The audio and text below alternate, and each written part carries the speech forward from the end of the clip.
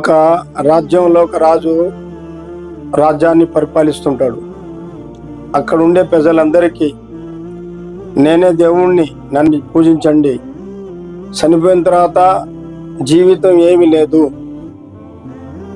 ఏం చేస్తారో చేసుకోండి, ఏం తింటారో తినండి, ఏం తాగుతారో తాగండి, మీ ఇష్టమైన జీవితం గడపండి, కానీ నన్ను దేవుడిగా పూజించండి అని చెప్పేసి ప్రజలంతా ఆ ఊర్లో అట్నే తయారైపోయి ఉంటారు.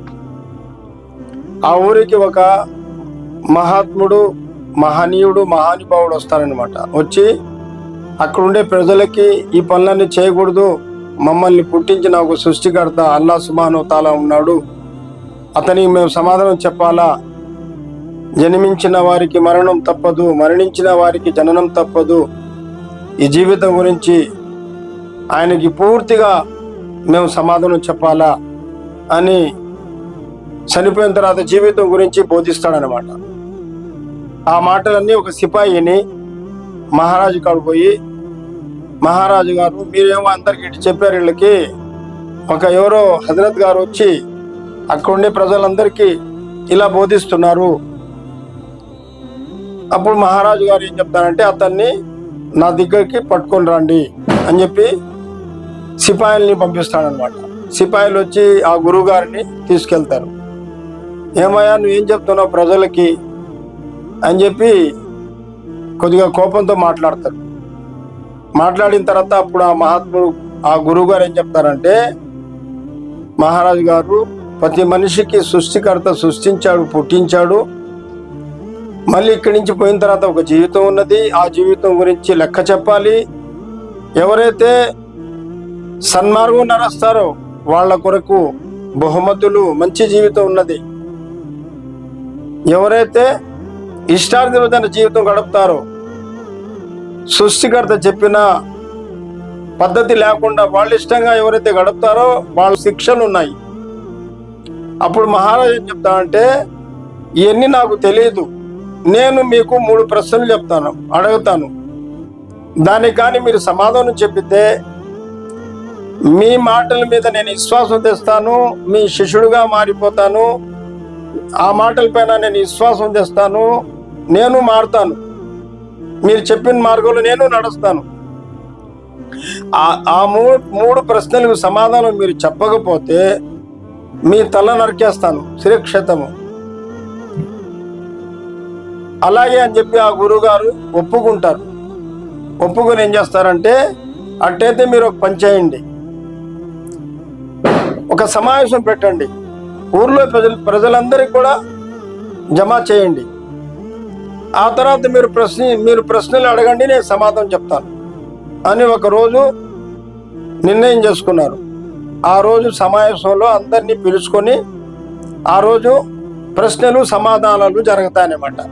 ఆ మహాత్ముడు మహారాజు గారిని అడుగుతారు, మహారాజు గారు మీ 3 ప్రశ్నలు ఏమిటి?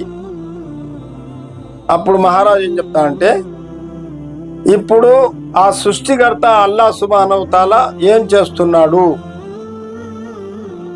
అప్పుడు ఆయన, ఆ మహాత్ముడు మహారాజు గారు, ప్రశ్నలు అడిగేటువంటి వాళ్ళు కింద ఉండాలి, ప్రశ్నలకు సమాధానం చెప్పేటువంటి వాళ్ళు పైన ఉండాలి. కాబట్టి కొద్దిసేపు నేను ఆ సింహాసనంలో కూర్చోపెట్టండి, మీరు కొద్దిసేపు నిలబడండి, మీ ప్రశ్నలకు సమాధానం చెప్తాను నేను. అలాగే అని ఒప్పుకొని మహారాజు సింహాసనాన్ని వదిలిపెట్టి గురువు గారిని కూర్చోబెట్టి అప్పుడు అడుగుతాడు. అప్పుడు గురువు గారు ఏం చెప్తారంటే, మొదటి ప్రశ్న, అల్లా ఇప్పుడు ఏం చేస్తున్నాడు? మహారాజు గారు, అల్లా ఇప్పుడు ఏం చేస్తున్నాడంటే, ఇదే చల్లా సింహాసనం మీద ఉండే వాళ్ళకి కింద ఉండే వాళ్ళకి సింహాసనం మీద ఆయన ఏమనుకుంటే చేయగలుగుతాడు. అల్లా సుబ్హానహు తాలా కున్ ఫైకున్ కా మాలిక్ అంటే, ఆయన అయిపో అంటే అయిపోద్ది, ఆయన ఏమనుకుంటే అది అవుద్ది. ప్రపంచంలో ఇదే అల్లా సుబ్హానహు తాలా చేసేది. సింహాసనం ఉండే వాళ్ళకి కింద ఉండే వాళ్ళకి సింహాసనం మీద, డబ్బు వల్ల వాళ్ళకి పేదవాళ్ళకి డబ్బు వాళ్ళు, అన్ని ప్రపంచంలో ఏం చేయాలన్నా ఆయన చేతుల్లో ఉంది. ఆయన ఏమనుకుంటే అది చేస్తాడు. చెట్టుపై నుంచి ఆకు రాలాలన్నా ఆయన ఆజ్ఞ ప్రకారంగా అది అవుద్ది. మహారాజు గారు ఆ ప్రశ్నకి ఒప్పుకుంటాడు. రెండో ప్రశ్న ఏంటంటే, ఇప్పుడు అల్లా సుబ్హానహు తఆలా సృష్టికర్త ఎక్కడున్నాడు? ఉన్నాడు అంటున్నారు కదా మీరు, ఇప్పుడు ఎక్కడున్నాడు? అప్పుడు గురువుగారు ఏం చెప్తారంటే, మహారాజు గారు కొంచెం ఇంట్లో నుంచి పాలు తేవండి.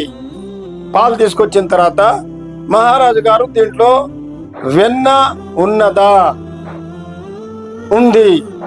వెన్న పాలల్లోనే ఉండేది, ఎక్కడి నుంచి ఎక్కడ ఉండదు, ఎక్కడ దొరకదు, పాలల్లోనే ఉండేది వెన్న. కానీ కనిపిస్తుందా? కనిపించడం లేదు. అలాగే దేవుడు సర్వ సృష్టిలో దేవుడు అల్లా ఉన్నాడు, దేవుడు ఉన్నాడు. ఇందు లేడు అందు లేడు అని సందేహము వలదు, ఎందెందు ఎతికినా అందంద గలడు. ఎవరైతే డబ్బు కావాలని చెప్పి తిరుగుతూ ఉంటారు, వాళ్ళకి డబ్బు దొరకద్ది. హోదా కోసం తిరిగే వాళ్ళకి హోదా దొరకద్ది. సృష్టికర్త కావాలన్న వాళ్ళకి సృష్టికర్త దొరుకుతాడు.